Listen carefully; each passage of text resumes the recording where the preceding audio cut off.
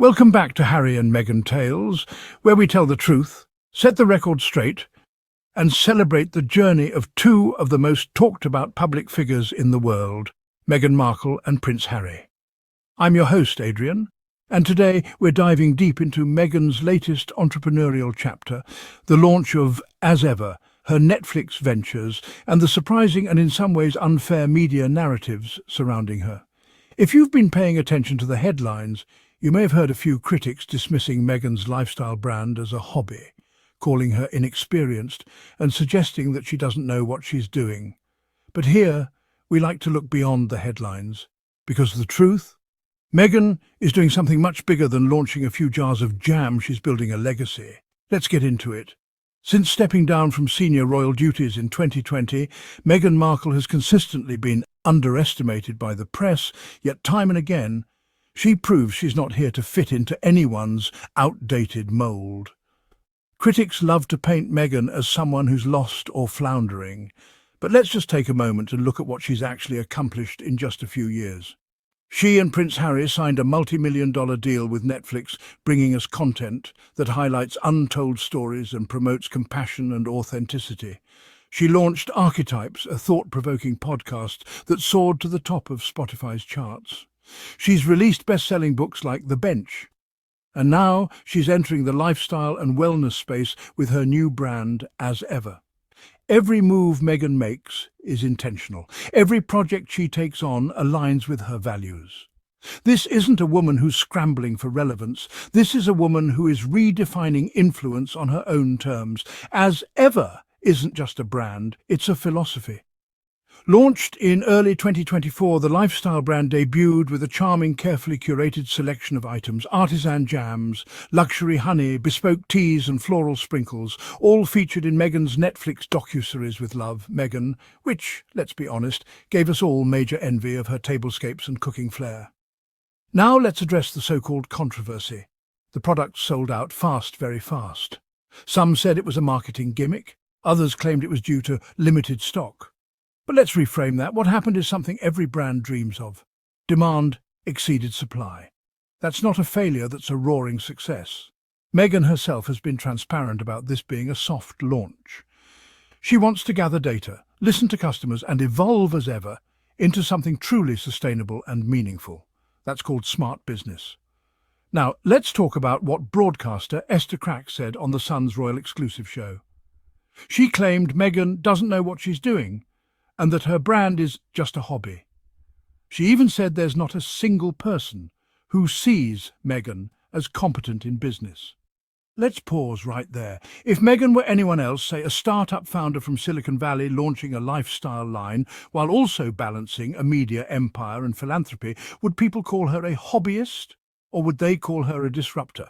The truth is, Meghan's projects are judged through a uniquely harsh lens. She is scrutinized more than her peers. Why? Because she challenges the status quo. Her brand isn't just selling jam and shortbread. It's selling a lifestyle rooted in kindness, joy and hospitality. Her vision is about connection, not just commerce. One of the crown jewels of this new chapter is Meghan's Netflix series, With Love. Meghan, a warm, intimate culinary docuseries that showcases Meghan's love for hosting, cooking and meaningful conversation. Through 8 beautifully produced episodes, Meghan brings viewers into her world, not the red carpet version, but the real one. We see her hosting friends, preparing dishes with love and weaving in cultural traditions and personal stories. Yes, the show features the As Ever products prominently, but instead of being overt advertising, it feels like an organic extension of Meghan's personality and values. What's so refreshing about this series is that it's grounded in authenticity. It's about joy, and in a media landscape full of cynicism, that joy matters. Critics have mocked Meghan's decision not to immediately restock the sold-out products, but in her interview with Fast Company, Meghan made it clear she wants to be strategic, not reactive. She said, "I want to really focus on the hospitality angle of As Ever, but as we take the learnings, we can understand what the customer's needs are seasonally." That's not cluelessness, that's called data-driven decision-making. Wouldn't it be more reckless to overstock, overpromise and underdeliver? Instead, Meghan is choosing quality, research and care. That's not a hobbyist move, that's leadership. Meghan is also stepping further into the world of fashion, launching her curated Shop My page with hand-picked favourites from timeless white shirts to understated jewellery. It's not flashy, it's thoughtful. It's an extension of her signature style. Elegant, minimal, modern. When asked if she plans to expand into fashion, Meghan said it's an interesting space she may explore later. Again, she's not rushing. She's planting seeds, observing and building with care. It's worth noting that As Ever was launched in partnership with the Netflix Consumer Products Group.